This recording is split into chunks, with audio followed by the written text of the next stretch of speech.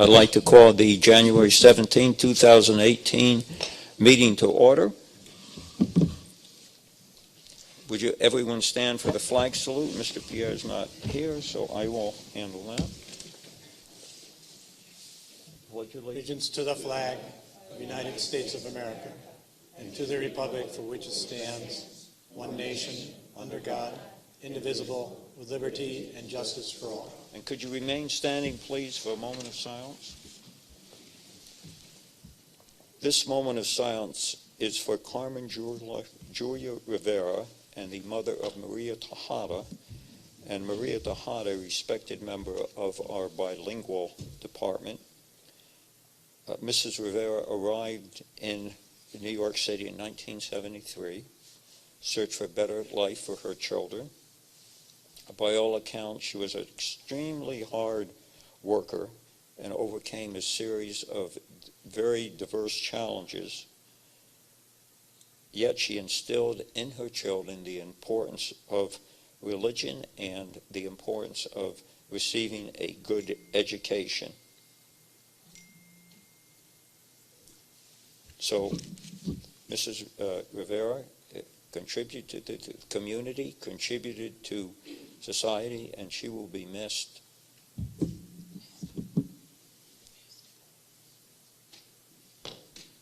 Thank you.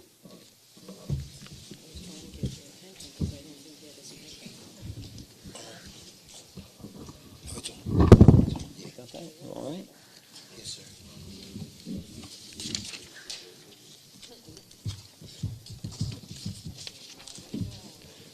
Let's see, Mrs. Zucks is not here this evening, so if I might, I will read the mission of the enlarged city school district.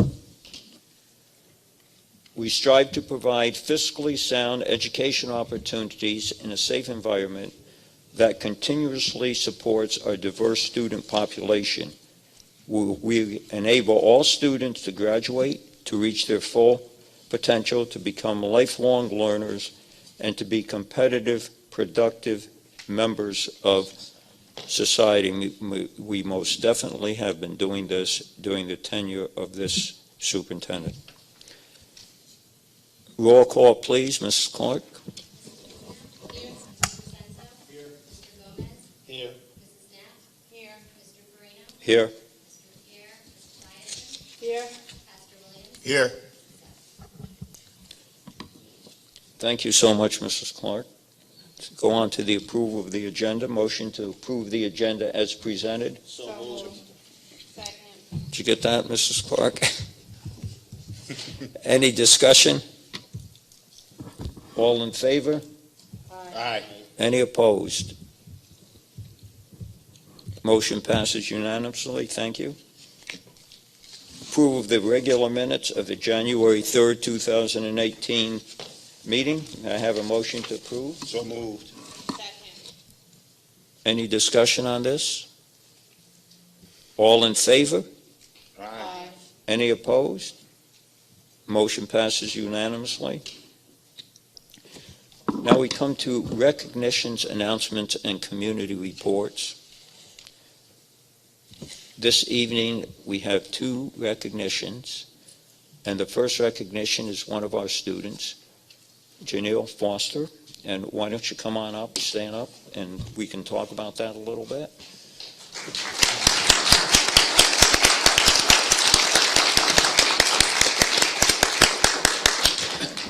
And Janelle was featured in the Middletown Times-Herald Record not only for his athletic ability, which he is a star in track and he is a star in football, but primarily also, and maybe even primarily for his treatment of animals. He has taken it upon himself to take abused and abandoned animals into his care and really minister to these animals. And there's a number of people on the board who are animal lovers and dog lovers. And we thank you for doing what you're doing. And Mrs. Knapp is shaking her head because we didn't know you were going to be here tonight because the school were closed, but thank you for doing that. Yeah. We had something for you and we still do, but we will give this to you. We'll send it over to the high school, and maybe the principal and the coaches can give this to you. And why don't the coaches, Janelle's coaches, come on up here. Tim? Who else? I just want to add one thing. I had all the stuff in my car, and then he called me and said you weren't coming, so I put it all in the side room so that my dog doesn't get into it. So I can't even go to the car and get it. So I do apologize for that. I wasn't aware. We'll take care of that. Maybe even come to the next meeting. Do you mind coming back to another? Or I can give it to Tim, or I can give it to Junior. Are you in track? You're in track right now. I'll give it to Junior. Okay. Okay, or Hammer. Yes, absolutely. All right, so I'm very honored to be up here for Janelle today. Mr. Gleason was in a lot of our meetings. Janelle and I, as Janelle was getting recruited by colleges all across New York, New Jersey, and Pennsylvania. So it was nice. It was nice having Janelle sort of to be a part of this whole thing. This is my first year as a coach. So all the recruits that came in, I said, okay, well, I have a great kid for you who could play anywhere you want him to play. And as I'm listening to the recruiters come in and talk to Janelle, they said, oh, what do you want to do? And he said, oh, I want to be a zoologist. I said, oh, wow, I was not prepared to hear that. And everyone that came in, he kept saying, well, this is what I want to do, this is what I want to do. So I said, okay, well, let's find a school that does that. So he found two that I think he brought it down to. So I'm very excited to see what the future holds for Janelle. He's a wonderful kid on and off the field. I'm sure if Coach Hipson was here, he would be saying the exact same things that I would be saying. And he is just a wonderful kid, and I was very happy to be able to coach him this year and 2 years ago on the JV team. And I'm definitely looking forward to what Janelle's future holds for him. Congratulations.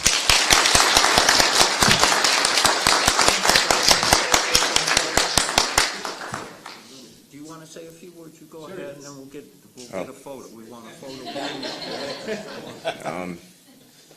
I feel like there's a lot of people that should be helping animals, hurt or not, because the reason why I want to be a zoologist or a vet is because when I was little, I had a cat, and we didn't have enough money to get him any help, so he died.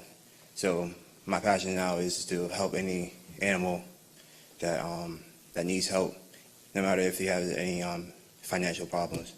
That's my goal. So.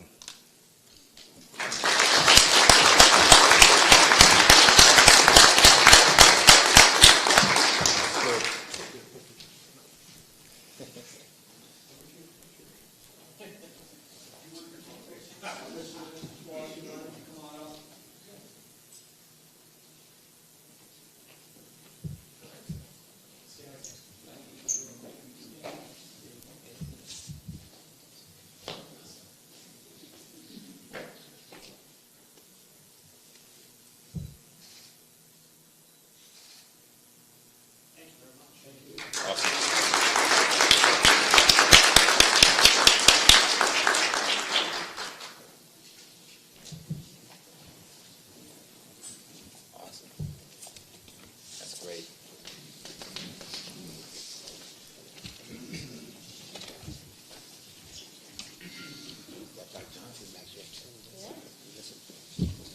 That's his passion too. Yeah. That's great. We also have Dr. Johnson, former board president, in the audience, and Janelle, if you need any information, I'm sure he'd be very, very willing to help you. Absolutely. There you go. Kudos to the animal guy.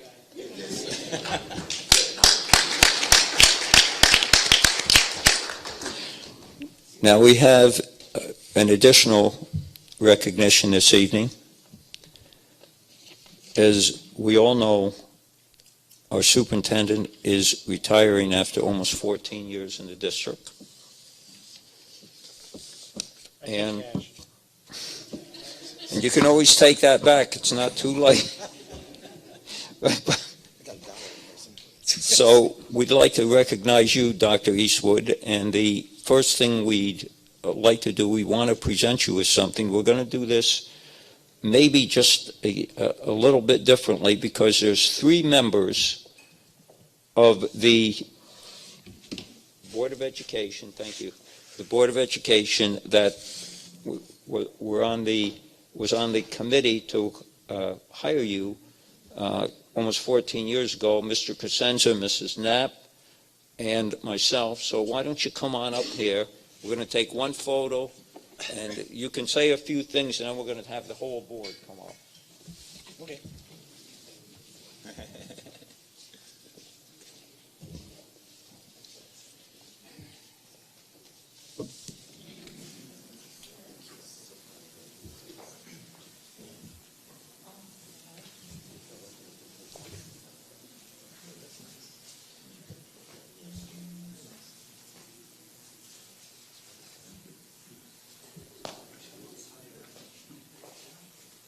Wait, good hair day?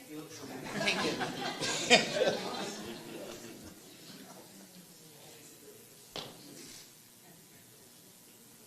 I always have a good hair day. And if you cannot see this, present it to Dr. Kenneth W. Eastwood in recognition of your dedication, outstanding service to the enlarged city school district of Middletown, 2004 to 2018, with much appreciation and gratitude, Board of Education. Thank you.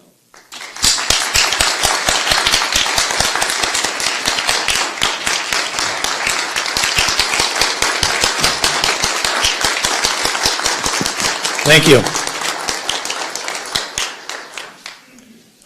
Let's see, I have an hour? Shucks. I think it's very short. I remember there's a couple of things I remember, and one was coming up on my second or final interview. My wife Suzanne's here, by the way. Can you stand up so people can see you?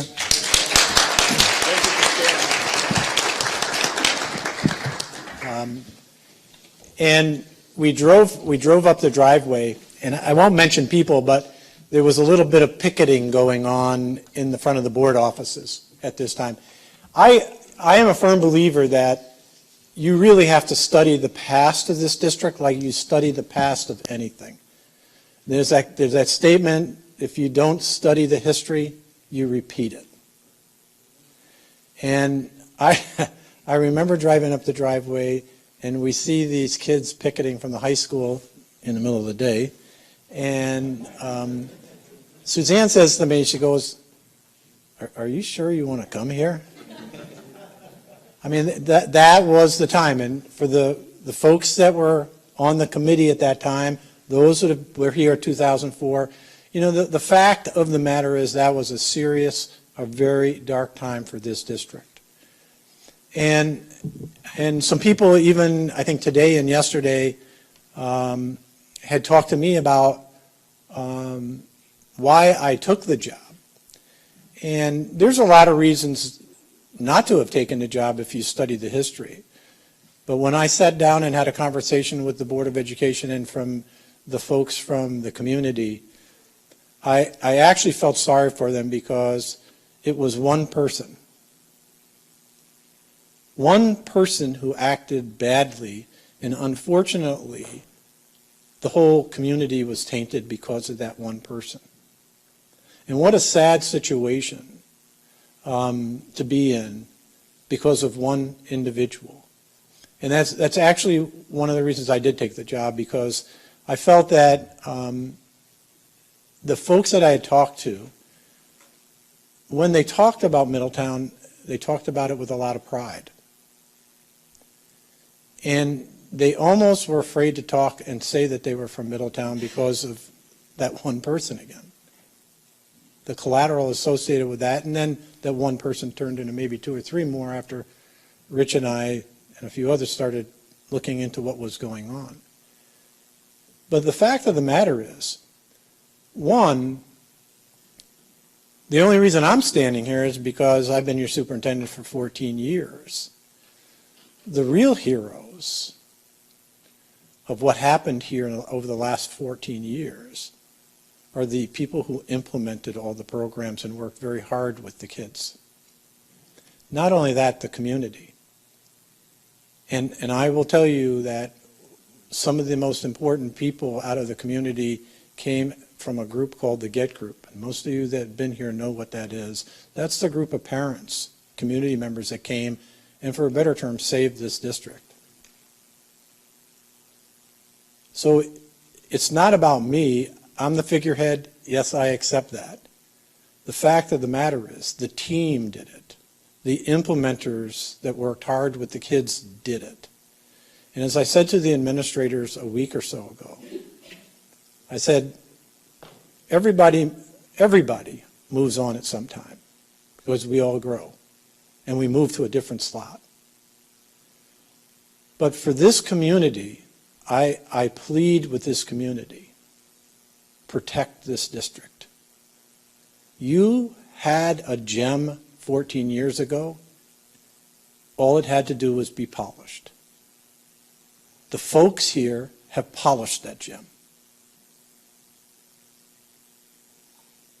This community really needs to protect these kids. And it's up to you to continue that. Not me. I can be replaced, as you can see. But the kids can't be. And if you see the kids that are graduating now and you go in and talk with those kids now, if you see the kids in our elementary school, and I'll tell you a story, now that I have this podium, I can keep talking. I learned from the best, Rich. Notice I'm holding my hands here, though. The story was when we opened this building, Senator Schumer came to open this building. And that was very unique because this guy's, he's a very powerful man. He's a very active man. He's busy. He's got a lot of things, but he came to the opening of this. What he did, though, is he also visited our classrooms. And he went into one classroom, and, when I watched the senator, I always thought, he's kind of an old, grudgy kind of guy, because he has to be tough, right? And so I kind of was protecting that and making sure everything was taken care of. So I turn around, and the next thing I know, I turn back. He's sitting on the floor with these kids, interacting with them. Now think of that. You see him on television all the time going after the president, right? Senator Schumer, sitting on the floor with these kids, these little kids from the elementary school here, interacting with them, and guess what? He would have gotten a 4 on his evaluation because they were engaged. They were truly engaged. Interestingly enough, he gets up, we start walking down the hallway back to where the ceremony was, and he asked me a couple of questions. One was about John King, and I won't tell you what I said. But then he said to me, he says, those were amazing kids. He said, what are they, 3rd or 4th grade?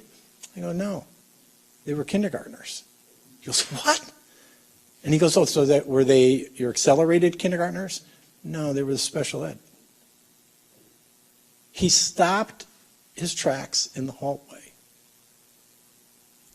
He said, this school district is doing amazing things with our kids. Now think about that statement. He spent 5 minutes, and then he proceeded to tell me exactly what these kids were supposed to do, which is tell them not just what are you doing, but why are you doing it? Special ed, kindergarten kids can articulate why they were doing it. Because of you, the teachers here, the staff here, everybody. And if anything I wanted to do today was to plead with you and this community. And that's important, this community. Keep this gem polished. Don't let it get away from you again. Don't let the politics of things enter in to what should be education focused, what's best for kids, not what's best necessarily for adults. It's the kids that are at the focus of this. And that's all I have. You know, I had a friend of mine, 14 years ago, that said, when you know you've been successful when you walk away and you look back and it's still standing. I've walked away once and I turned around and it's no longer standing. And that hurts. Not just me. It hurts to know all the kids that aren't succeeding at the same levels as what were in the past. You know how these kids are doing. And you can make a judgment call about politics entering into decisions, whether it's who to hire for political reasons, whether it's what's being taught for political reasons instead of what's best for kids. These kids need every second of instruction. And they need for the staff to be on every second. And they are, and that's why we've closed the gaps. One of the reasons why I really wanted and felt comfortable leaving was what happened last fall when we did the data on our graduates. And we found that the 2016 cohort had 89% graduation. That's cool, from 51%. But all the gaps between the ethnicities, all the gaps between the kids of free and reduced lunch and those that were not, had been erased. Not decreased, erased. Which means that every child that comes to school and learns in our schools learned equally well. You show me another high needs, high minority district that's eliminated the gap. This district has done something extremely special. Extremely special. It's not even showing up that much in the research. And I go back, you have a gem. You had a gem, you have a gem again. It's polished and ready to go. But the gem is really about the kids. All kids learning equally well. Not for political reasons, not by political appointees, etc. It's what's best for kids. And I plead for you, as I walk away, to have another journey, that you take care of the district. It's up to you.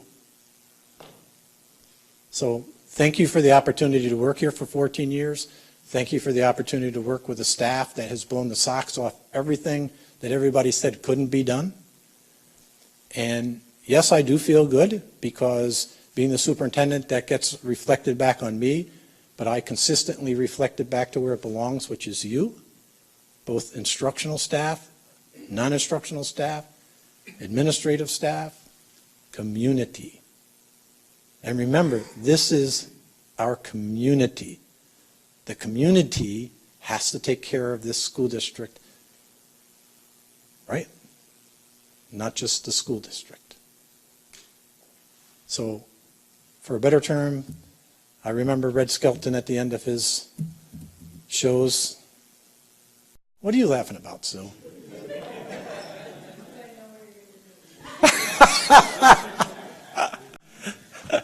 What did he say?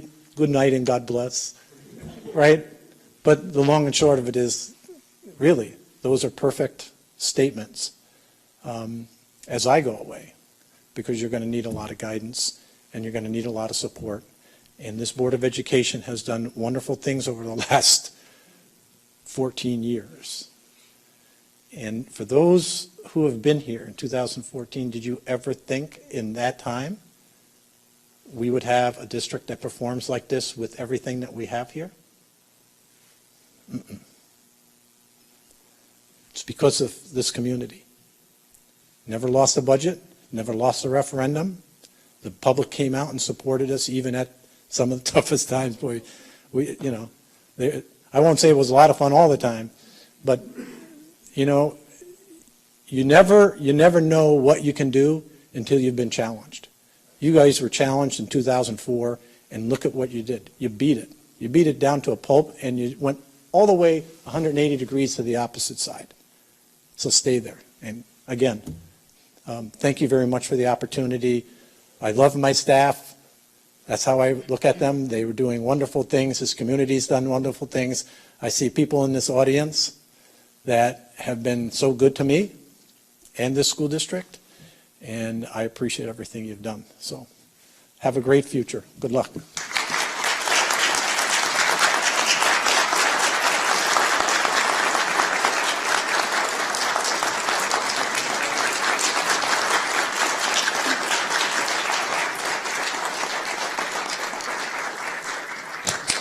Now, why don't we stop for a few minutes and take a cake break?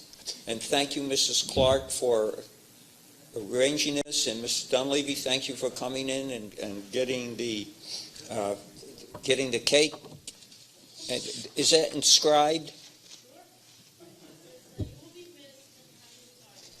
Thank you. And what we wanted to do, and before we do that, we're going to take a photo, but this was the original inscription. A truly great superintendent is hard to find, difficult to part with, and impossible to forget. And I don't think truer words were ever spoken. Thank you, Mrs. Clark, for getting this.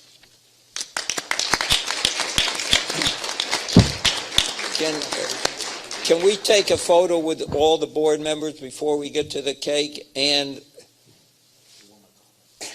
Mrs. Eastwood, come on, Ida. Thank you. Take a photo.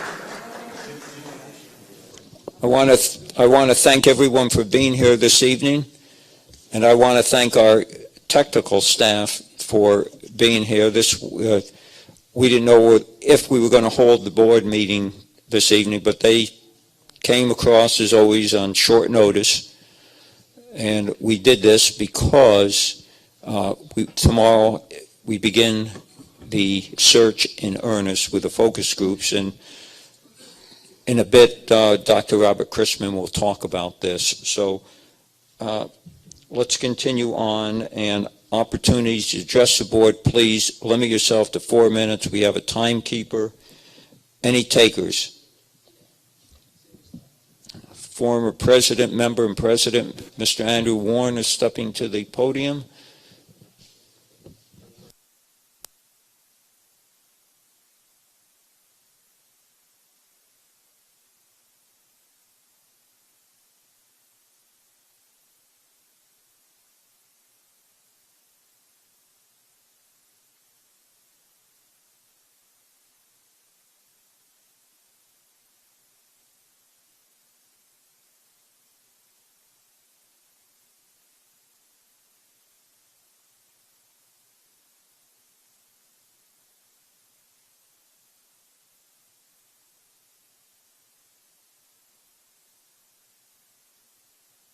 Community.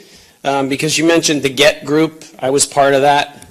And, you know, we knew what we had in you as a superintendent, and that was a time that most of us lived through when the board was in turmoil. And a good number of good people from this community didn't want to see what you had started to turn around here go bad. So we mobilized and really got a hold of the board itself and kind of changed the face of the board for the better. So, and it was because of you that we all mobilized at that time. So, for selfish reasons, on behalf of the community, I want to thank you. And I want to thank you because when I sat on this board, and you're not the only one who I feel this about, Richard, the same as well goes for you, but you know, you guys taught me a lot. And when you start as a board member, when you start out, there's so much to learn. And you were great and very patient with me as a fledgling board member, and you know, you knew. I'm sure you keep doing this with new board members, that there is a huge learning curve. There's so much there, and even if and I was involved before that and sitting in meetings, but there's so much. There's so many acronyms that you don't know that the educational community uses that you know, you just throw them out like and so thank you for everything you've done. You mentioned that and kind of equated this district as a gem, but you know what? We had lost sight of the fact that it was a gem. It was dirty at that time, and you had the vision to see the potential that was there, and so I thank you for that. I don't want to take too much time because there's other people that want to, but thank you. From the bottom of my heart, I really appreciate what you've done, and thank you, Suzanne, too, because I'm sure it wasn't easy. A lot of those late night 2 o'clock meetings that went on back in 2008, 2009, that era, that whole time was not easy. But on behalf of all the kids, too, I mean, just the benefit that's here and what is available to our students in Middletown is amazing. Being able to have, to leave this, this district with 30 plus college credits. That's, you know, my daughter's had 20 something, and my younger daughter had 32 when she left here. The savings that's there, it's amazing for the families that struggle for paying for college, and you have that you can go and you've got over a year, almost 2 years worth of, you know, credits in some cases, worth of college already checked off. You know, it's amazing, and that's due to your vision. It's due to a lot of hard work from the teachers, the staff, buildings and grounds, and everybody. But it's thanks to your leadership that all of that took place. So thank you.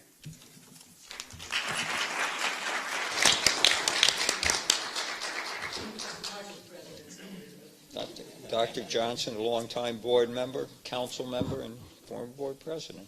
Paul. Still got the play-by-play. My name is Paul Johnson. I always appreciate the opportunity to appear before you. I think laughing at the Skelton thing was that you knew who Red Skelton was, not necessarily the observation. But that's okay, because I knew who he was too. So I had one, I colored on it to make believe it was color TV, but it didn't work out. So we're going down memory lane, so I'm going to put it in reverse. I'm going to go way back on memory lane. When I first started in this kind of work that you guys do now, there was a guy named Dr. Krause. Yeah, I'm going to go all the way back to that. But don't worry, it'll only take 3.5 minutes, so put your timer away. So I got on the board as Dr. Krause was leaving. Back in those days, Board of Education was much more social than socio-political. Krause had been here quite a while. Everybody was happy. The world was a beautiful place. Then I was on the board when a guy named Courtemanche came to town. Stop me if you heard this. So Mr. Courtemanche ruffled a few feathers. He hired his wife to be an IL. We had ILs in those days. The system didn't really care for the wife of this soup being in one of the buildings. I'm not sure why. And the board at the time was not very good at letting superintendents go. So the board president at that time decided he would go to that person's house one night and get the keys. Not cool, not that cool. Then somebody named Carol Hankin came to town. And Carol was here for a while. Didn't work out that well. That was the day when we were going to knock down schools and build new ones. We were going to have a crayon school built next to a swamp. That's when the Board of Education incurred the rancor of the municipal government of the city of Middletown. And suffice it to say, all hell broke loose. The board dabbled in dysfunction, which has happened time and time again over the years. I was on that board. I was a Hatfield. We did have Hatfields and McCoys. It's very hard to be productive when you're distracted by conflict. When you go to a meeting with Robert's Rules of Order in your suitcase, it's not a good way to have a meeting, but that's what we did. And we know that things were not going well because there was an election where 10 people were running for 4 seats and 2,000 people voted in that election. That's not cool. People only come out to vote in those numbers when they don't perceive that things are going well. So Dr. Hankin left. Then a guy named Dr. Skip Tunis came along, and I spent much of my time in the leadership role with Skip, as he was known. Skip really didn't want us to kiss a moving train. That was one of his mantras back in the day. I tried not to do that. It was the day of Johnson City, of the Effective Schools movement. Anybody remember this stuff? I remember this stuff. We dabbled in magnet schools, even though we only had 2 schools, but we were going to make one of them a magnet with Colleen Sullivan back in the day. Now, Skip also fell in disfavor with the Board of Education. We got better at letting soups go. We actually let the contract go out. We just didn't renew it. So that was a step in the right direction. And then, yes, you've already opened the door to memory lane. Mr. Sigler came to town, and little did we know that he would bring us the darkest days that we had ever seen. So you've already reminded us that you were smart or foolish enough to take the job. You embraced a community that was really in post-traumatic stress disorder, both the educational community and the community at large. It was not what we expected to have when we woke up one morning, and that's what we had. So you joined us. Things were turbulent. The board dabbled in crazy again. You had a nemesis from a former life that came and tried to ruffle your feathers. Stop me if you've heard this. But you know what? You kept your eye on the ball. You kept your eye on the ball, and you decided to challenge the prevailing wisdom in many circles that poverty is an impediment to academic success. So you bought 600 violins, and you made it happen, and the rest is history. And I'll leave it to others to alliterate all your accolades. I'm sure there were many that will follow. So that chapter is about to end, and I congratulate you. A new chapter is about to begin. Give me 20 more seconds, and I'll finish up. New chapter is about to begin. As a fellow grandparent of 4, I will respectfully suggest to you, well, I have 4. I know, you're very competitive, Suzanne, you really are. I only have 4, but I only had 1 at a time, so it's taking me longer. So I respectfully suggest to you that the best is yet to come. And I will finish up by quoting your soon-to-be favorite author, "Oh, the places you'll go." But I have it on good authority that the cat is still in the hat. So congratulations on the next adventure.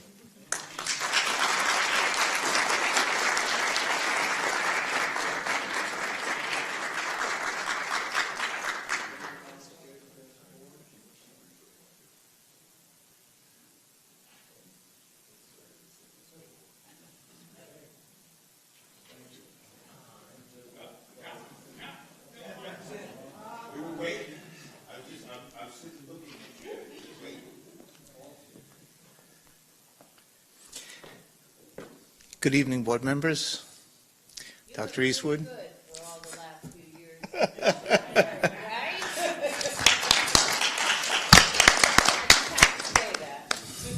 I do know the secret, though, why he did so well and was aggressive in his rehabilitation. I think it was Ronald Reagan's photo at the end of your bed, right?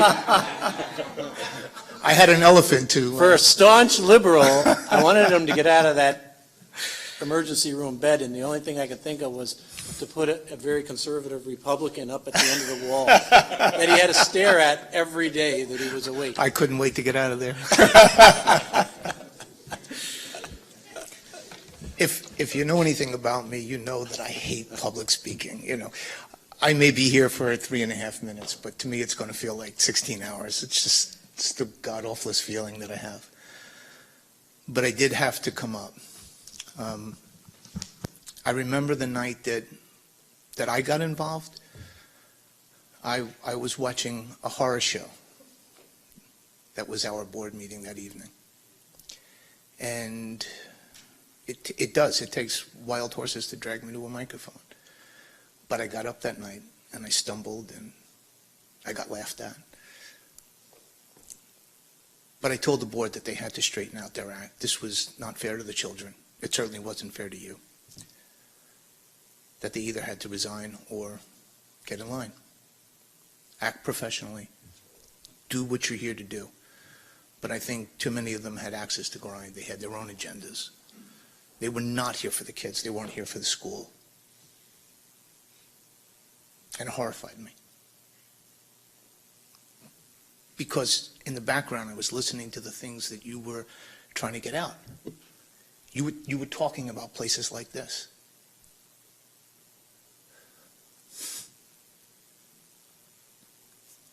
It killed me to watch what was happening. And I got up to the microphone and I spoke out against it. And the 5 that were there laughed at me. And I was invited to join the group, the GET group. And they were such wonderful people because they knew what was at stake. They knew what they wanted to accomplish, what they wanted to give their kids or their grandkids. I can't believe we did it. I can't believe that we just washed all that negativity away. And we got this district where it is. From being on the Denny list, now kids are going to Ivy League schools. Can't believe it. I believed in you. I didn't think anybody could do this. You did. I'm proud to call you my friend. I'm proud to call you the superintendent. I talk about you all the time. You're an inspiration. Do things that you can't believe that you can do, because sometimes it gets done. You did it. Congratulations, and thank you.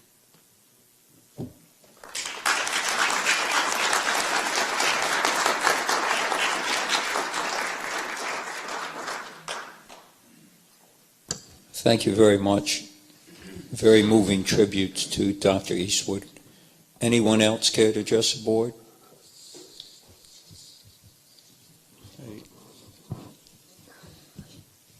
So let us next proceed to letters. Any letters, Mrs. Clark? No letters? All right, personnel action items. And if there's no objection, I'd like to ask for approval of 15A administrative, 15B instructional, and 15C non-instructional. So moved. Second. I was going to object to that, Mr. Perino. I think that 15A is monumental for any of our personnel, and it is granting tenure to 2 administrators. I would like to see the board act on that with full support. Well, we can certainly do that, but I must say the administrators are here tonight. They will be introduced. That's de rigueur. so to speak. So would you like to do that?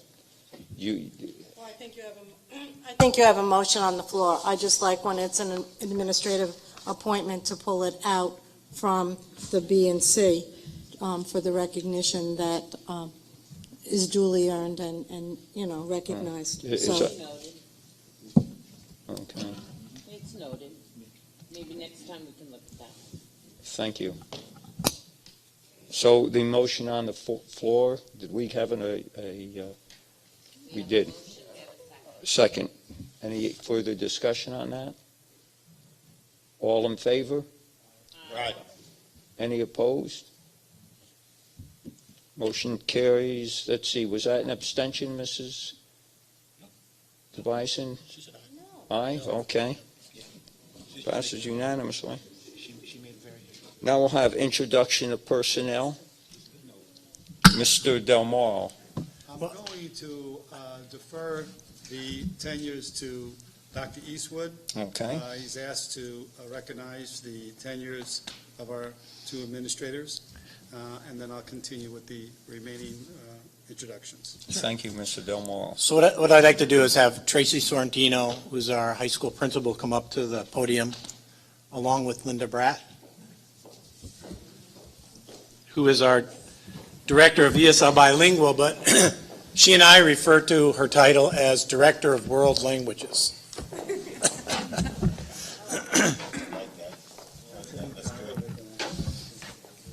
I'm going to start with Linda. Linda's been in the district quite a while, but I want to fast forward to her appointment as Director of ESL Bilingual, for which she's getting tenure. What she has accomplished over the last 4 years, 3-4 years, is pretty phenomenal, because those of us that have been around the education world in New York State understand that the obligations associated with the school district are pretty substantial now because of regulation in this area. And if we did not have somebody that was highly competent and studied the regulation and the issues associated with their implementation, we could have been in a pile of dew real fast. As a matter of fact, we had carved some arguments around and took different positions with the state education department. And it's kind of a nice thing that I like about her, because she's as much a renegade as I am, so when I suggested something, she was excited about it. And we took a lot of them on. But we've gone from 2 languages to 18 now in our school district, which is pretty phenomenal. And we're also finding a lot of success around it. If you also understand some of the issues that we raised to the state education department, they don't really sound like a renegade. They sound logical, at least to me, such as testing kids only after a year they've been in the country with our Common Core tests.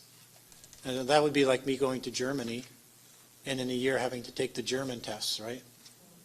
I don't think I could do that after 20 years, no less 1 year. And that's why I wanted to have a conversation about her, because she dissected all those issues and found solutions around them and carved out success for our kids as she has held that position over the last number of years, to the point where we are a district, I think it's the only program right now new to country. Correct. Where we take students that are new to this country, and we have a year where they spend acclimating to this country, to our culture, and to our language before they even come into the formal system, which eases things. And to the point, we've learned too that many of these kids, they need more than 1 year to do that. So we've designed programs very much like this district operates, which is innovative. And I want to thank you for that. Even having some difficult time with one of our partners. But that being said, if we need to go it alone, we go it alone, because that's what's right for kids. So I, for one, want to thank you for all of that. Those are examples of why this school district has a phenomenal ESL bilingual world languages program. And I want to thank you for that, and congratulations on your tenure.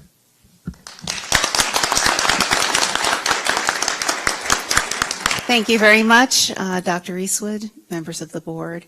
It has been an absolute delight to serve this community for over 25 years now. Many of you may know me in some of my past roles as a teacher for most of the time. What a joy, what an absolute joy. It's great to walk down the halls and see the kids now get high fives instead of just hugs, or isn't that?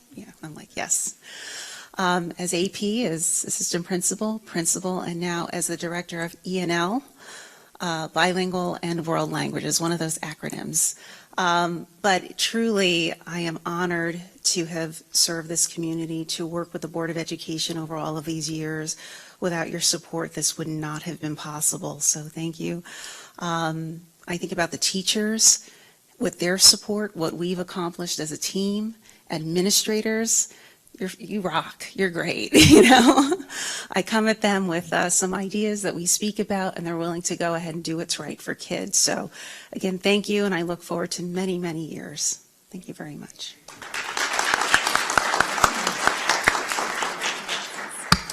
Now, Tracy Sorrentino, you've been here a long time. You went to this school district too, didn't you? With someone else I know that I just happened to walk up with. Yeah. Yes. So- Been here since the age of 4. Right. So, the other piece of this is a great example of what we talked about earlier about what happens, the type of people that are in our community. These folks came from our community, which are examples why I talked earlier about when you study the school district in relationship to those dark times, you also see what the potential is. And these are two wonderful examples of that potential. In Tracy's case, working with special education students, you have to have a different type of heart. And sometimes that heart doesn't necessarily converge to being administrative, right? Sometimes. I mean, I can say that. And you've overcome that. You've kept that empathy. At the same time, you've developed the skill of leading 2 large buildings, our middle school and high school. And you're responsible for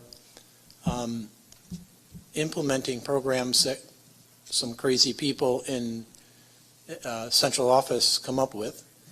And you have to dance to that music, and you did it quite well. Thank you very much.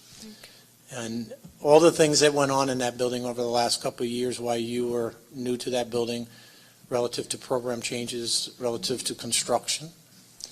And now you have a building where a vast majority of those teachers are engaged so much in the new paradigms, the new pedagogies that we're asking to get involved in, simply because our kids need those kinds of pedagogies and teaching environments. You have probably one of, I call it, the leading technology leveraged utilization buildings in this state, if not the country. You have a technology in that building that nobody has, right, Mike? I mean, right? 1, soon to be 3 of our projection systems are panels. That's 12 foot by 4 feet. Which one are you talking The one in The touch. In the Cisco. Cisco. about? The Cisco. The glass that sits in front of it, by the way, is shipped over from Poland. So I don't want to get into if you really want to come stop up at my office and ask me to take you over. I would do that because I kind of enjoy that. A little bit. But the discussion about that glass, the Commissioner of Education, when she was here for the opening of the building, said to me, well, that's kind of all nice technology, but tell me what's the instructional value of that? And all I had to do is tell her, because of the reasons that we do everything purposely, right?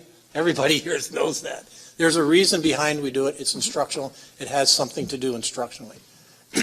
So this glass that comes from Poland is very unique. And in the high school, you have 43 minutes? Correct, 47. 43-minute classes. How can you have active learning in 43 minutes if you have 25 kids? And part of that activity is demonstrating what they know, what they've accomplished, right? You can't do that with one small panel TV. You can't do it with smart boards, we know that, if they last that long. Well, this board is 12 feet wide. It will take 4 or 5, and if you wanted to squeeze 6 kids in. And they can all stand up there on that board, bring in their own desktops into that environment on that board. Now, instead of having 1 or 2 people report out, you now have 4, 6, or more kids reporting out over that same 45-minute period. When I told her that's the purpose of this, and that was why we spent the extra money to do it, so we could get kids involved and active, she got it just like that. And she understands the technology that's in there. And I tell you that only because you were very instrumental in supporting everything that went into that building and making sure that it happened. Also the programmatic changes. 103 college credit hours taught by our own teachers, a different paradigm than AP, right? Then sending them off, right, to a campus. There's different philosophies there. But when you're erasing the look and feel of poverty, there's a particular problem here. And that is kids of poverty can't afford to go to college or take college courses or AP. They can't even take AP classes. Because in most of those cases they can't afford it and their family says, don't even ask because we don't have the money for it. And that's what they do. They stay silent. We misinterpret that as not wanting to get involved.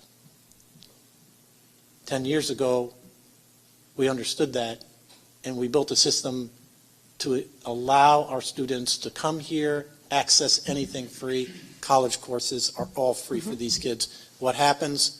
All of a sudden, 60% of our graduates, even at 89%, are going to college. Now we know that last year's class, 36% of those kids took college courses before they graduated. Of that 36%, 56% of those kids that took the college courses, free and reduced lunch. 84% minority. This year, it's over 40%. That's because of your leadership. That's because you understood the vision and you worked hard at it. Sometimes, right? I did. It was tough. We got there. What did you do? You kept going after it and going after it and going after it. So, without a doubt, your tenure is more than well deserved. We thank you for that. We thank you for your leadership, and congratulations on your tenure.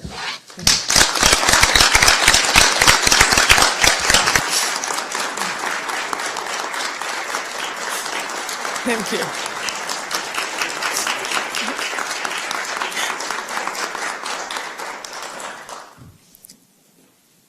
Thank you. I'm blessed every day. I was born here. I've been in this district since I was 4, and I'll stay here. I have an amazing group of people that every day help me, support me, and help 2,100 of the most unbelievable students you could ever want to imagine. They don't deserve anything less. I had the comparable experience at Monhegan, and I have a dream with a central office where I can walk across the driveway or call and say, we're kind of thinking this because we kind of had this happen. It's a delight. The board members that come to all of our events, that stop in, that facilitate basketball sales so my kids can have an all-night party. It's a team. We couldn't do that without all of you. So I thank you. I thank you for everything. And it is an honor to be associated with all of you and to be the principal of Middletown High School. Thank you.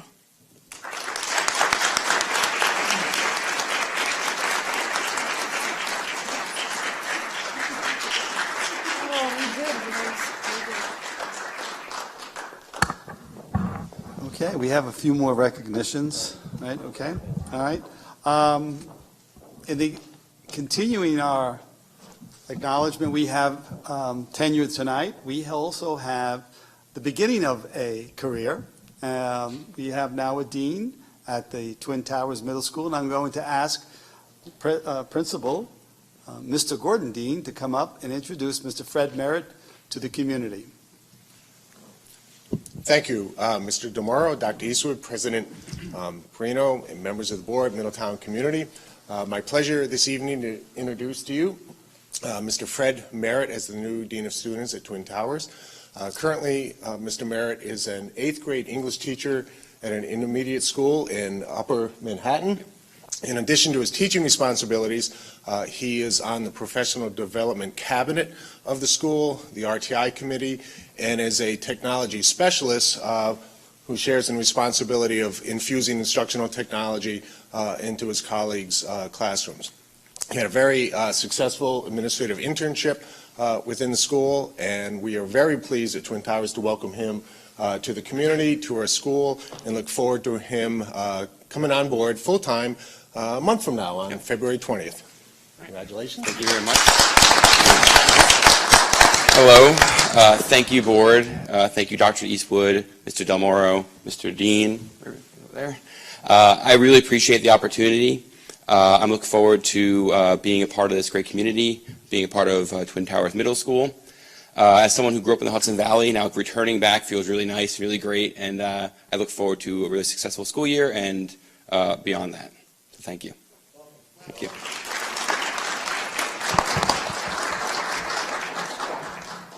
We talked quite a bit this evening about technology, and as that is a vision for all of us in the school district, we have support for teachers. And tonight, we're going to ask Michelle Wataski to come up. The Board of Education appointed her at the last Board of Education meeting as one of our teachers on special assignment for technology. She'll be assigned primarily, but not exclusively, to the middle schools to complement the 3 other teachers on special assignment for technology. Will be now a group of 4 to service and support our teachers in the integration and infusion of technology as we continue to move forward from day to day. Michelle? Good evening, Dr. Eastwood, Mr. DeMauro, and members of the board. I want to thank you very much for this opportunity, as I am very excited to join the TOSA team. I also want to say a special thank you to Mrs. Sorrentino, Mr. Radonia, for always being very supportive administrators and very encouraging, and also to my husband for always encouraging me and supporting me throughout my career. I'm very grateful to Mr. DeMauro and Mrs. Creedon for seeing me as an asset to the TOSA team, and I will not let you down. Thank you.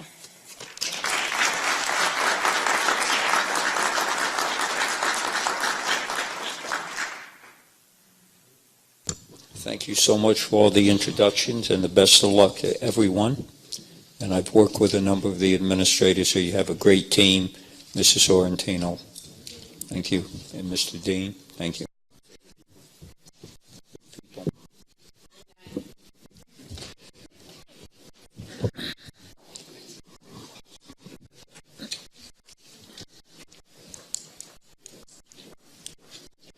Now it's my pleasure to introduce to the community Dr. Robert Chrisman. And Dr. Robert Chrisman is going to play an essential part in helping us select a new superintendent. Dr. Chrisman has extensive experience, 22 years as a superintendent, 46 years in education, has served as the executive director of the Western New York Education Leadership Council at the University of Buffalo, served as president of the New York State Council of School Superintendents, and on the governing board of the American Association of School Administrators. Has been involved in numerous superintendent searches, Clarkstown, Jamestown, Rochester, Albany, and currently Roundout Valley, among others. So, Dr. Chrisman, could you please explain the procedure concerning the search for a new I superintendent? will try to do that. I'm having a flashback because 5 minutes ago I felt like I was a superintendent walking in the faculty room. When everybody left, the two North magnets hitting, so it takes me a little second to get used to that. Let me start with this, which is a personal comment.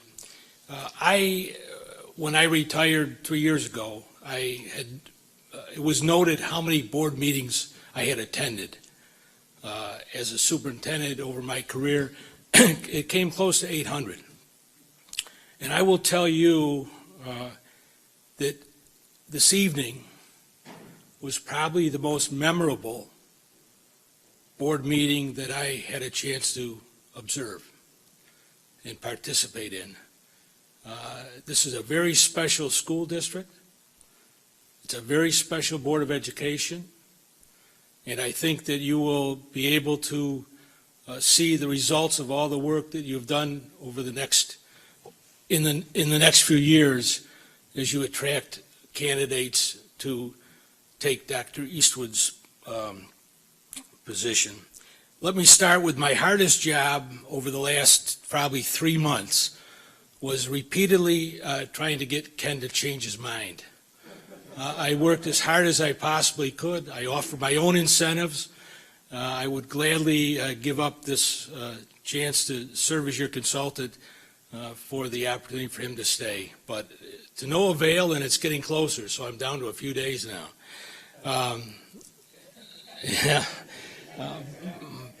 But as was mentioned, I did retire as superintendent 22 years. I'm now affiliated with I'm executive director of the New York State Leadership Group, and we are tied in with SUNY Buffalo State.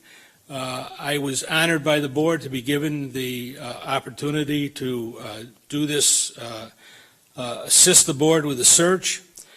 Certainly, the positive things will come into play. One is you need to know the reputation of the district. Any candidate coming in, one of the first things will be to check on what's going on in the district. What's the history been? How are things going? The other thing they'll do is they'll look very carefully at the Board of Education. So right off the bat, you start with two real big pluses, which should make my work much easier. Let me briefly review the process and procedures. The first thing we started with, which was probably the most challenging one of all, is that I laid out for the board the possible different ways, options to go through the process of their selection of a superintendent. And I laid out for them 3 different options.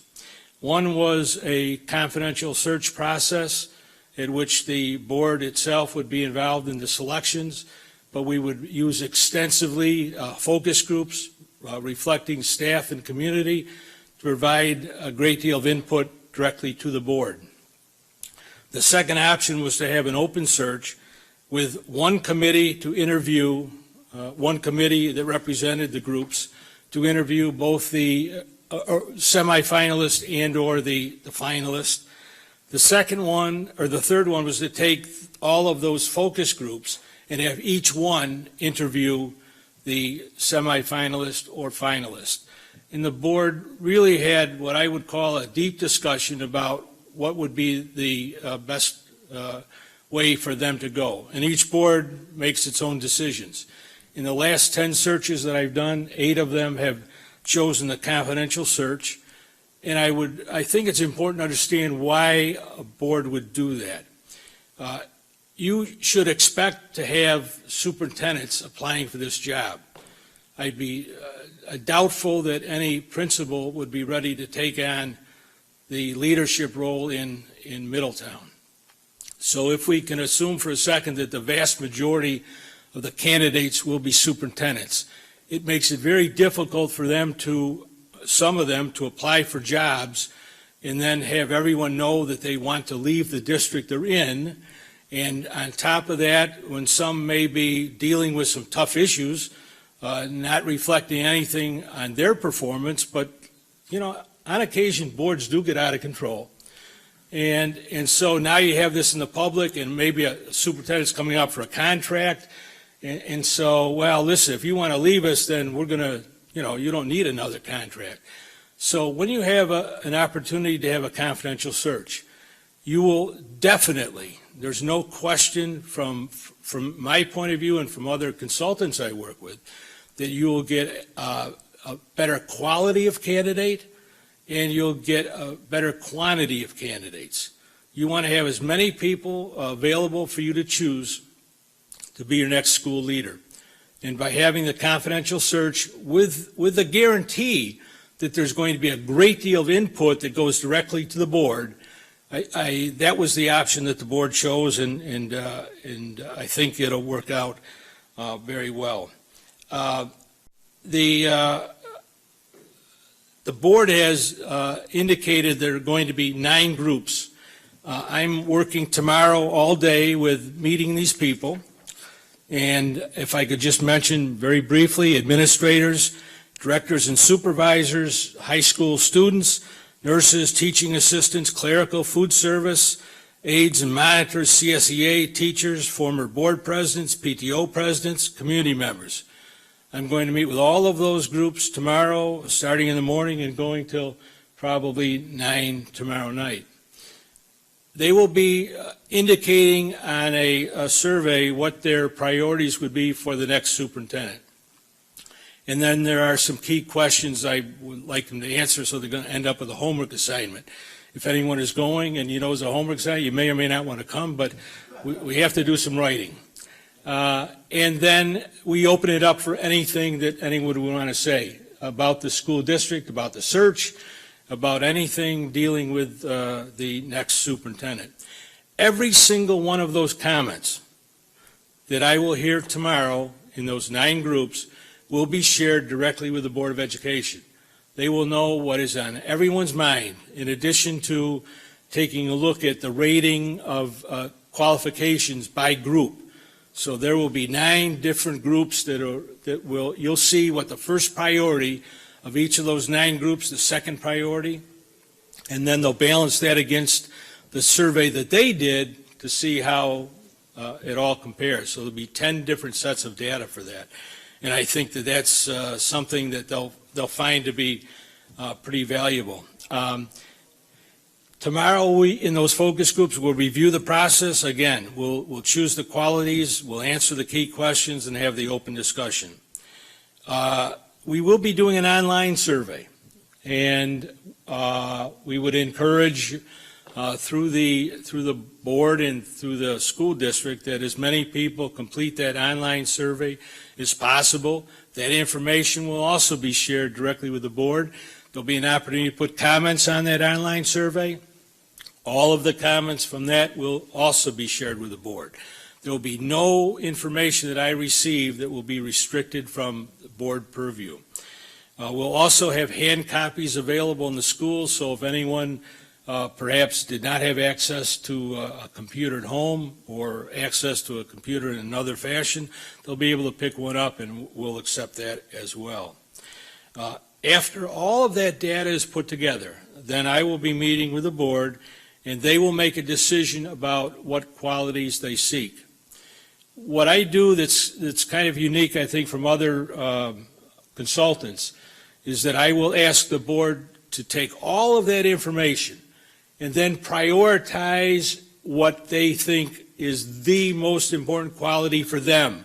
What's the second most important quality? Because when I see on a priority basis, it makes it a lot easier for me to go out and seek people who fit the criteria that they are seeking. So if, for example, and I'm making this up, number one was they have to have, we're looking for someone with a very strong business background. That's number one. Well, if you don't have a strong business background, then the chances are, either from my point of view as a consultant or from your point of view as a candidate, you really need to look at that. Is this the place for me? Because this is not what the board is looking for. So it tends to screen out when they know exactly what the board is looking for. And again, the board will make that decision probably in the next 10 days or so. We will be putting together a brochure. Usually I do the brochure myself with input from the board. In Middletown, the brochure was put together by the district, and I'm almost embarrassed to say that the brochure they did was better than the ones I do. So what I'm going to do is provide revenue for the school district in the future and ask them to do the brochures for the other districts they may have after I leave. So I know your name and phone number, so we're coming. The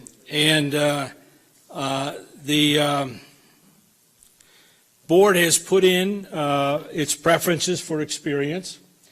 They would prefer to have someone who has superintendent experience, district office experience, principal experience, and teacher experience.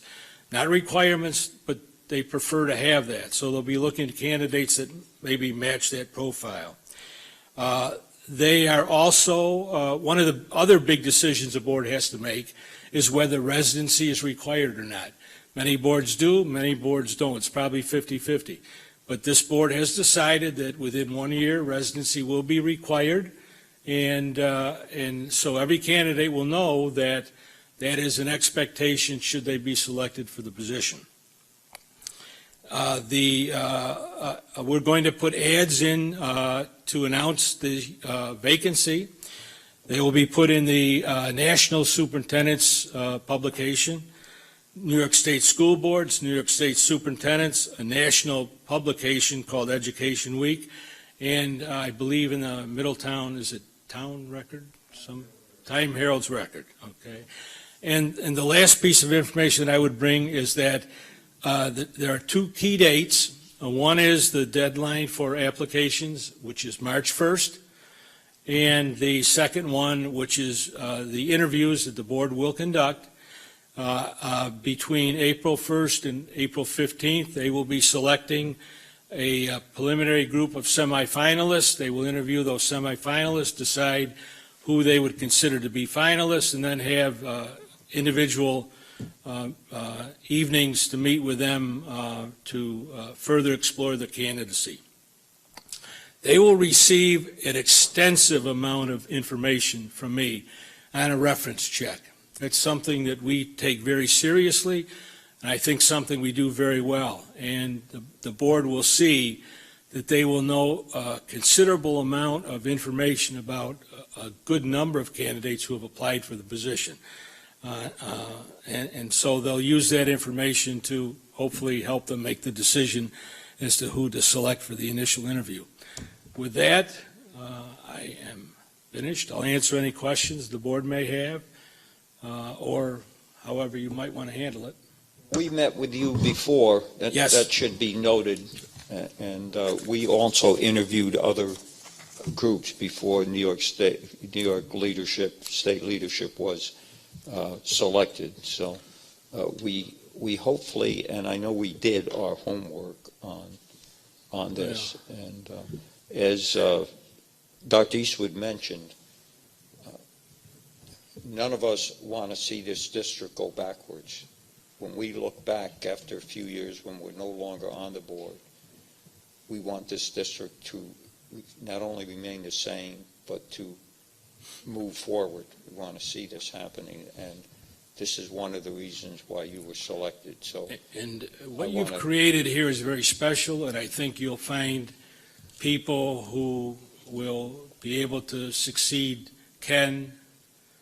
who will continue to make it successful. And I appreciate the comment that I think you'll see everything that you built stay, because you've built so many things that nobody else would be able to do. Yeah. I do feel badly, though, when you went through those list of superintendents, prefacing it with, I'm going to go way back, I knew every one of them. So I was starting to, feel badly. Say just recent, that would have made me feel better, but thank you. We're all set then, and I will be in the district all day tomorrow, and if some of you are participating, I look forward to seeing you then. You'll have a long day tomorrow, Bob. I so will, get some but rest. very Yeah. enjoyable, very informative.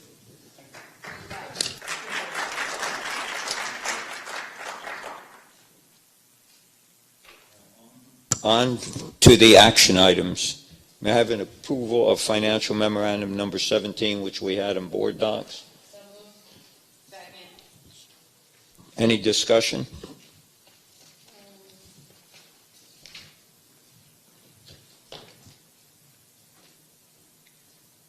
I was looking for the one, go ahead, Mr. Prino. Do you want us to give you a few minutes to look? Was the change orders in this one? No, Okay. that's separately. We had a change order committee meeting. So all in favor of this? Any opposed? Motion carried unanimously.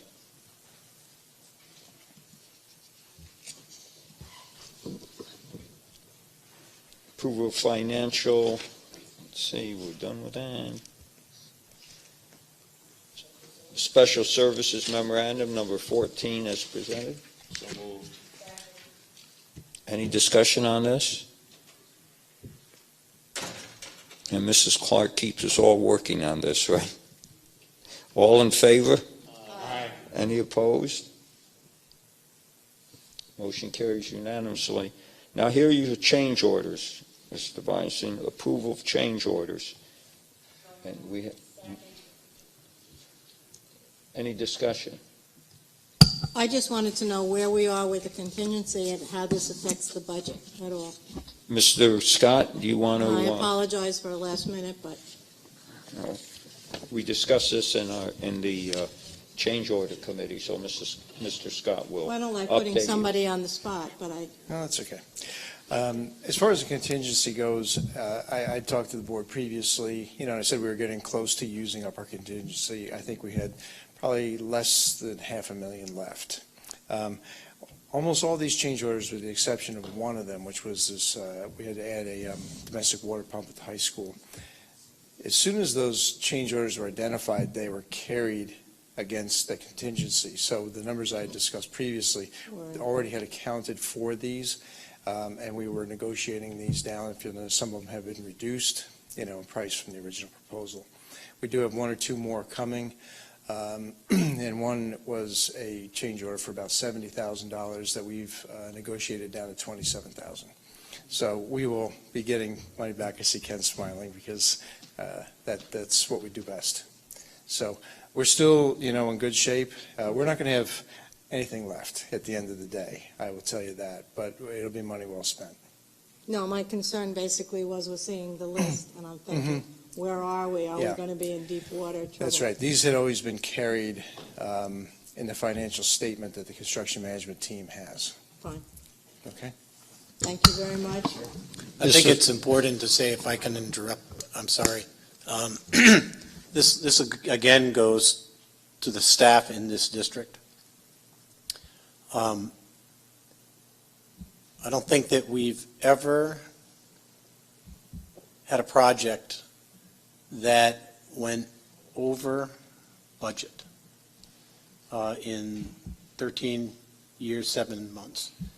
We struggled a little bit with the first one, but that was approved and prior to me coming, but we implemented that and actually had to save the high school because they were supposed to have an administrative office instead of the trailer that we're in. I'm sorry. But we had to take the money from that structure and put it into the high school. This is again, more collateral associated with one individual. Remember this. You had a multi-million-dollar project on the books, and because of that situation, you had to delay that project until I came on board, directed me to move with it, but it already was over a year and a half past when it should have started. And because of that, and inflation, we had to take money from that administrative building, building that structure, and move it into the high school project in order to get the high school done. So the point here is almost $190 million in capital projects in this district over the last 13 and a half years. And we only had to raise the tax levy for those capital projects $10 on the average household. That's fiscal responsibility, and that's people inside the system that were geniuses. And I'm not talking about me. So, I mean, that shows you the quality of the gem I was talking about. I mean, if you think about it, how blessed this district is to have the facilities that they have, and it only really cost $10 on the average household. Most communities would kill for that, and actually, they are. But so, kudos to everybody. And Tom's guys, if we didn't have Tom, I don't mean to take time, but I think it's important. If we didn't have Tom and Pete on the construction of this building, Tom knows what we're talking about. This building would have been a mess. And those two guys were all over these people constructing this building and making sure that it was built correctly, and the products that went into this building were absolutely what we had ordered instead of shabby work, and I'll use the word crappy materials that we didn't order. So there again is another asset to this district that oftentimes goes silent. And that $190 million was spent wisely. And oh, by the way, Mike, you probably remember or can tell us, but not only were we under budget, but we were under budget millions of dollars on each of these projects simply because of how we managed the money and also reinvested it. Right, Mike? In order to save on interest and those types of things. So this building was, I think, $3 to $4 million less than what we told the public. So, and it's the largest thing about it, it's the largest elementary building in New York State, but it operates and functions in an extremely well-managed way. When you come into this building, you would never know. By the way, 6 students shy of 1,500 kids in this building. 1,500. And you wouldn't know it when you come in here. So all those people out there that said you couldn't build big and get great education, not true. So, and we saved a lot of money. The cost per pupil in this building versus Truman Moon, $8,000 per student less. So I want to make sure that Tom sits over there, but he and his crew oftentimes don't get recognized the way that they should, and how much value they've brought to this district, both in the current structure of our facilities as well as the construction of our new facilities. Just a couple of things since we're reminiscing.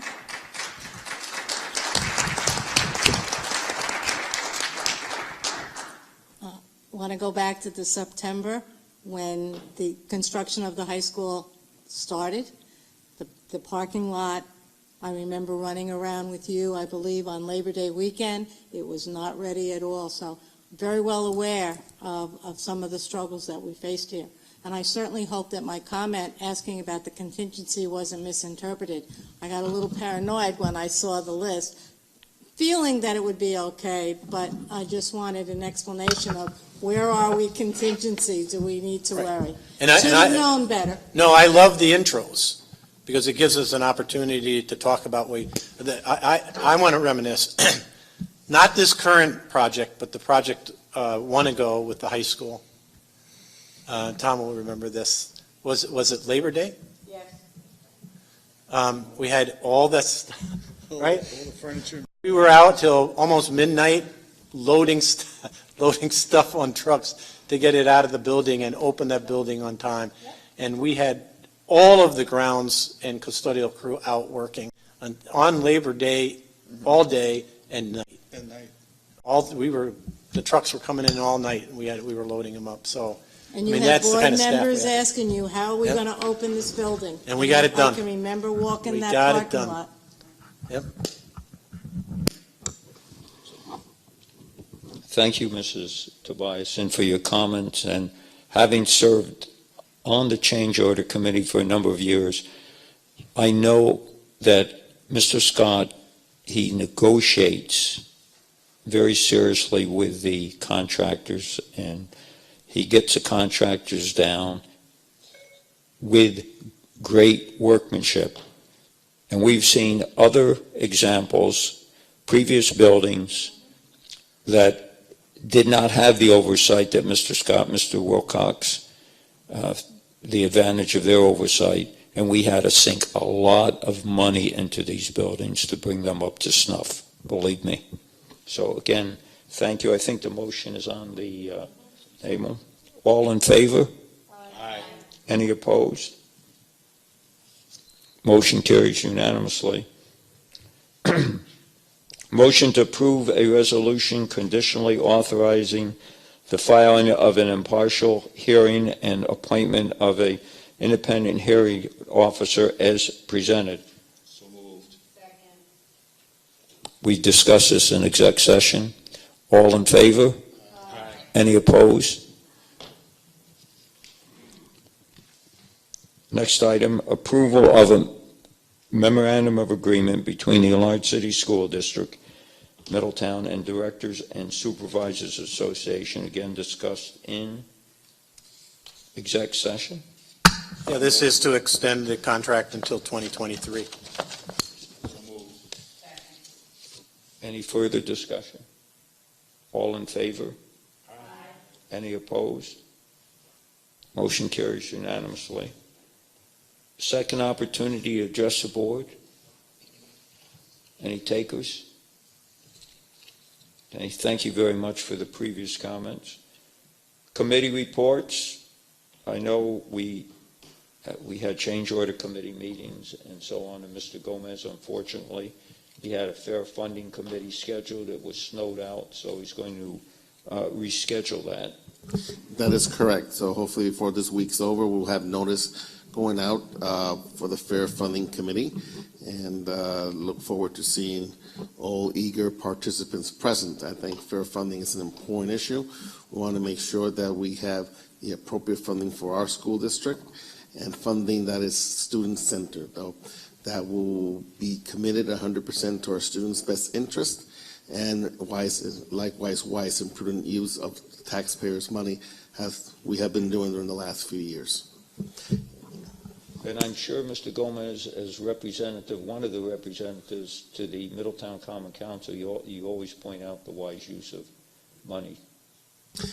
That's correct. Good. Thank you so much for doing that. Anything new and compelling for board member comments?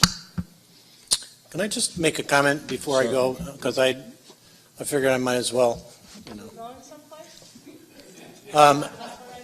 There are two people to my left that, although we did a lot of recognition tonight, I also want to recognize, you know, I mentioned earlier Rich Del Moro as our Assistant Superintendent for Instruction and the value that he's brought to this district in implementation. And I talked about, you know, those are the real heroes, he and the rest of the staff that, and across both instructional and non-instructional, what they've done over the 13 years.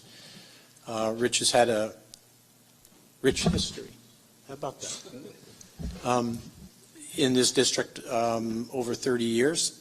And he has done phenomenal work in each of those locations that he's done work. But Rich has been, you know, a point person in most of the instructional implementations over the last 13 and a half years.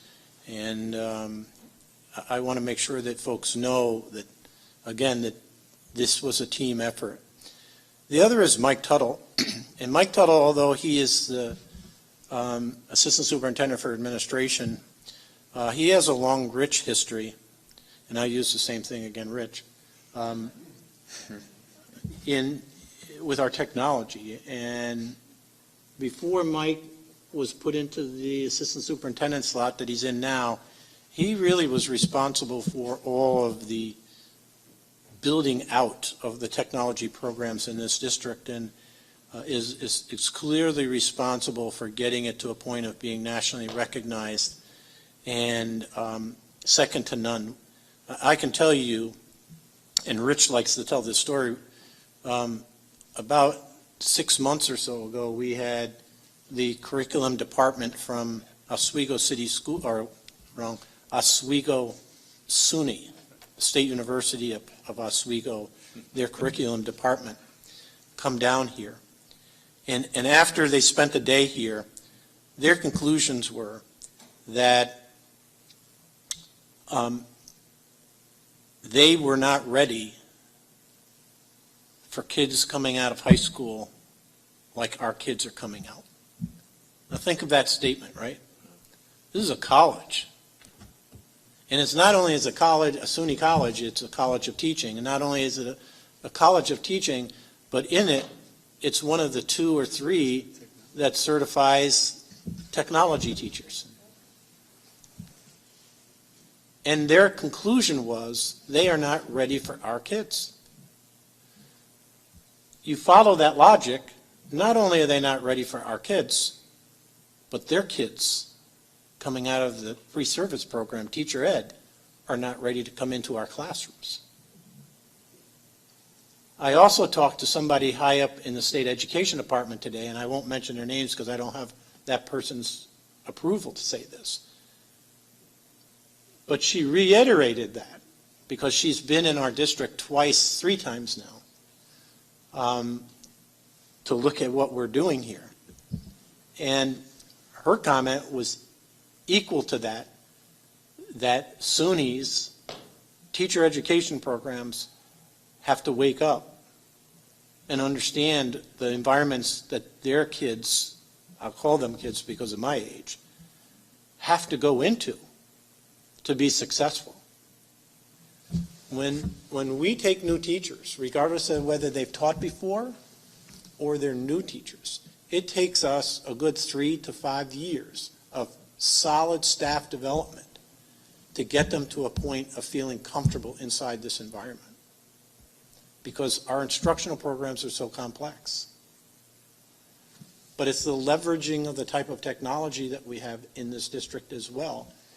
And Mike did that. He's responsible for that. So I want to talk about the team. We're here, we have all this stuff because of everybody that sits on the team, including the TOSAs, Teachers on Special Assignment. We hired one tonight. Right? Yeah. We can go on and on and on. But when last year we had over 100 visitors into this district to see what's going on here. And now we're getting visitors from closer to us. Mm-hmm. We used to use the terminology or the statement, you're never a prophet in your own house. Most people around us didn't want to come here for a whole host of reasons, and all of our visitors were coming from mostly out of the state.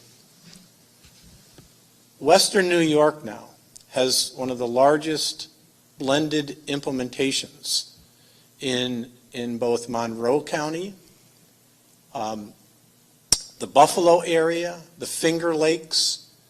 Guess where all of those trainers, all of those teachers came to see how it's done?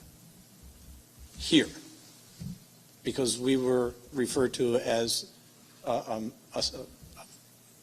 site to come down and see how it's done correctly. Mike did that. Amy Creedon did that. Rich Del Moro did that. And all of the people that work with them. So it's so easy to forget how many people have joined into this vibrant educational program that goes on here. There's a gentleman that came down here 3 to 6 months ago by the name of Michael Horn. Michael Horn is a nationally recognized writer of innovation in schools, and he's usually, or oftentimes, is critical of how things are done because he thinks he looks at the negativity that he's identifying with the expenditure of money.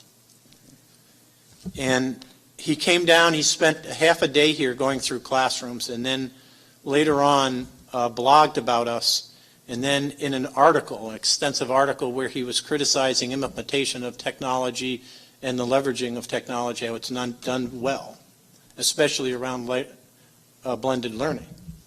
And then all of a sudden you get to this big paragraph, and in this big paragraph it starts out something to the effect, you'd have to read it. I'll try to find it and put it online, where he starts out, all of that is true, except in Middletown. And he goes on to talk about us as an individual site that he has visited, and the only site that he has visited where it was done correctly. So I'm saying this because I go back to protect what you have. Really protect what you have. And that's going to take the community to protect what you have, because these people that you have employed here have taken care of this district and built this district into something really, really special. And it's not an effect of one person, it's an effect of how many people we have now? 1,200? 1,200 employees.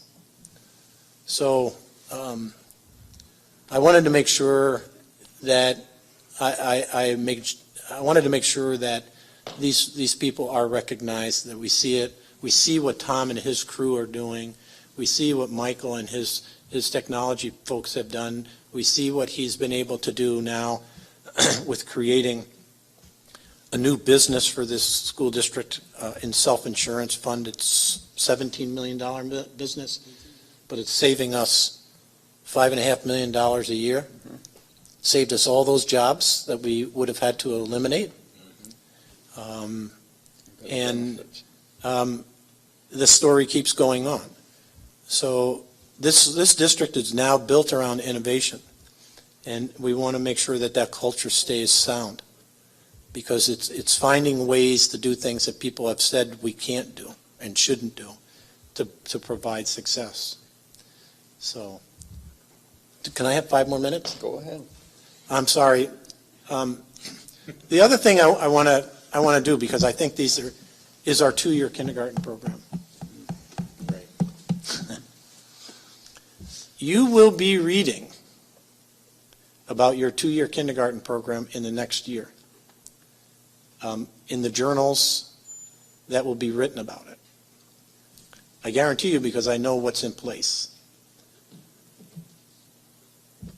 We were told when we first started this program that by other counterparts of mine, colleagues of mine, that they would never have taken this on. And the 2-year K program is not a 2-year K program for everybody, because there is no silver bullet in life. And a district that finally says, well, we should do a 2-year K and have it for all kids, that's a silver bullet. It doesn't work in education. It's a waste of money. Thank you very much. We targeted the kids that go into 2-year K as being academically, cognitively not ready or socially ready for kindergarten. And when you tell somebody that, they think you have 5 heads and you're the meanest person in the whole wide world. But that's a fact, especially in the world of Common Core. We also did a study 10 and 11 years ago to identify what is the specific correlates of students that drop out of school and or fail, struggle. And that research has developed into a whole list of things that we've done in this district to turn this district around.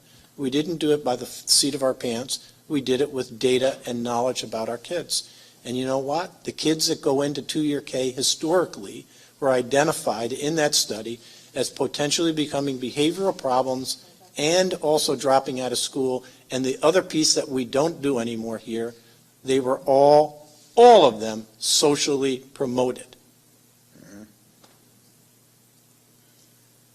Now, the two-year K program, the kids come in. Remember, these are kids that potentially would have dropped out, become behavioral problems, and cost us literally millions of dollars in intervention programs by specialists after fourth grade. I mean, millions of dollars for these kids. So we flip it and do front loading, we refer to it, of intervention in kindergarten.